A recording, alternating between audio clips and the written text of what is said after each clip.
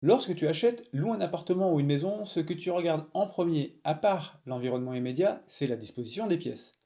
Pour un camping-car, ton environnement a moins d'importance puisque tu peux, si tu le souhaites, avoir un jardin différent chaque jour.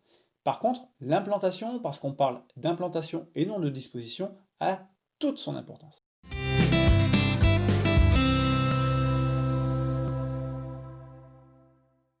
Salut à toi, amateur ou passionné de maisons sur roue, nous voilà déjà au troisième épisode de ce mois du camping-car sur notre chaîne. Sujet du jour donc, l'implantation de nos cabanes mobiles. Ce critère est pour nous le critère majeur pour notre premier achat. Je sais, il faut aussi prendre en compte le concessionnaire, la qualité de la marque, les options à bord, le porteur, mais nous avons de plus en plus une idée précise de ce que nous ne voudrions pas, et pour cela nous avons passé en revue et visité tout ce qui se faisait en termes d'implantation sur le marché ou presque. Il est donc temps de partager ça avec toi.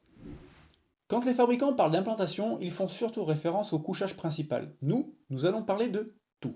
Partons d'abord de l'avant de cette maison sur roue. On oublie la cabine, puisque là la disposition ne varie pas beaucoup, deux sièges, un volant et un tableau de bord. Nous parlerons donc du salon, salle à manger, voire salon et salle à manger, de la cuisine, de la salle de bain et des WC, de la chambre d'amis ou des enfants, voire des chambres, de la soute et sur certains modèles, du dressing. Ouais, il y a tout ça dans un camping-car. Incroyable, hein?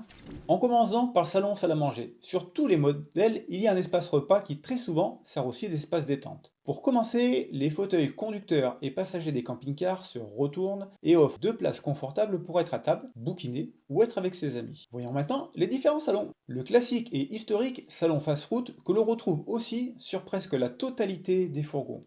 Limité en nombre de convives, il est très présent sur des camping-cars plus anciens.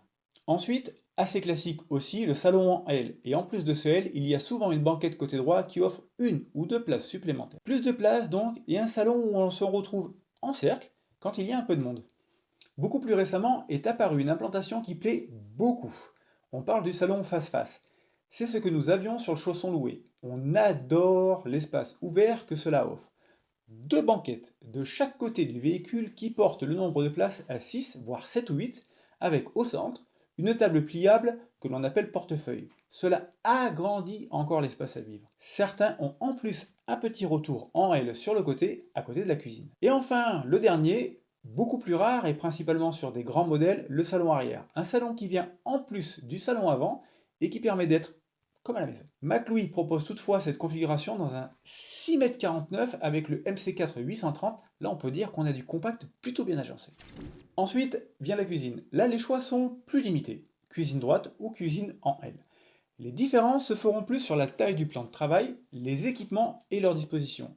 Gazinière 2 ou 3 feux, hotte aspirante, frigo, four, tablette de rallonge, rangement, etc. On continue avec la salle de bain et les WC. Là, on peut dire que les créateurs de camping-cars ne manquent pas d'imagination pour optimiser le petit espace disponible dans ces véhicules. On peut résumer en disant que 3 implantations sont disponibles.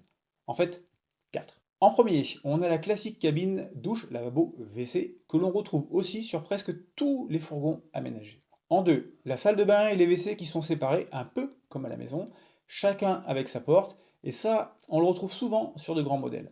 En 3, une implantation adoptée dans beaucoup de camping-cars à lit non permanent de moins de 7 mètres, une seule pièce pour les deux, mais isolée du reste et qui occupe toute la largeur au fond du véhicule. Et enfin, en 4, une dernière disposition est proposée depuis peu et ressemble un peu à celle de la cabine. En fait, la différence se fait par une cloison qui pivote sur un axe et qui t'offre tantôt une grande douche, tantôt une salle de bain WC. Deux petits détails sur certains modèles peuvent avoir leur importance. L'espace au sol du bac à douche peut être grignoté par le passage de roues qui crée une sorte de marche et certaines cabines de douche ont un lanterneau tandis que d'autres n'en ont pas. Les chambres, on peut parler sur beaucoup de modèles de chambres au pluriel. Le terme plus exact en fait est espace de couchage et c'est donc l'espace de couchage principal qui souvent dicte le nom de l'implantation chez les fabricants. Nous avons donc le lit central,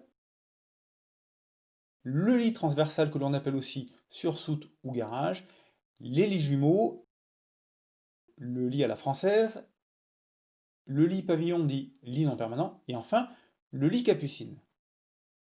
Vient s'ajouter ensuite un second couchage dans beaucoup de modèles, mais pas tous, voire un troisième sur les modèles les plus grands de 7,40 m par exemple. Et là, on retrouve de nouveau le lit pavillon, le lit capucine, mais aussi le lit dinette les lits superposés et même sur certains modèles, des lits superposés pavillon. On n'arrête jamais l'innovation dans ce milieu. Je ne vais pas détailler chacun de ces couchages, les photos sont beaucoup plus parlantes. À toi de voir si tu veux un camping-car 2, 4 ou 6 places de couchage. Les tailles des matelas varient un peu, mais disons que pour le couchage principal, la plupart sont en 140 et en 160, même si tu en retrouves quelques-uns en moins de 140. Et enfin, la soute et le dressing. Les implantations de soute sont trop variées pour en parler. Franchement, grande soute arrière, soute sur toute la hauteur, soute sur le côté, soute traversante ou pas, accessible depuis l'intérieur ou pas, c'est impossible de résumer. Disons que la chose la plus importante est de savoir ce que tu comptes en faire de cette soute ou de ces soutes. Tu veux juste ranger tes cales, 4 chaises de camping et une table, tu veux ranger tes 2 vélos, un scooter, tu veux ranger tes skis, une voiture. Oui, c'est possible, une voiture, mais uniquement sur des modèles polois. Il n'y a pas d'école sur ce sujet et il est probable que tu ne découvres tous tes besoins qu'au bout de plusieurs semaines, voire mois d'utilisation. Et enfin, il y a le dressing. Le dressing est une nouvelle tendance en particulier sur les modèles qui disposent d'une salle de bain arrière et d'un lit non permanent. Un atout pour le rangement des vêtements et qui compense souvent les coffres perdus avec le lit pavillon. Mais par contre, je pense, et j'en suis pas certain, que ces dressings ne se retrouvent que sur des modèles à lit non permanent, et ça, je te demande de confirmer par commentaire si tu sais. Voilà, je crois bien que nous avons fait le tour. Je n'ai volontairement pas parlé des coffres de rangement intérieur, des coffres dans le double plancher intérieur ou extérieur pour ceux qui en disposent, et des rangements sous les lits permanents. On s'arrête donc là, ne dit-on pas que trop d'infos tue l'info. Et puis, il faut bien que nous te laissions le plaisir d'aller visiter des modèles, pas vrai?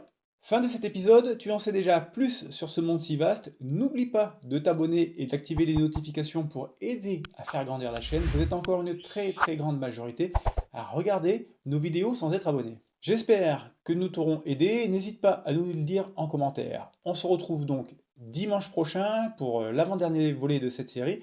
Et en attendant, bienvenue à bord. Salut à tous.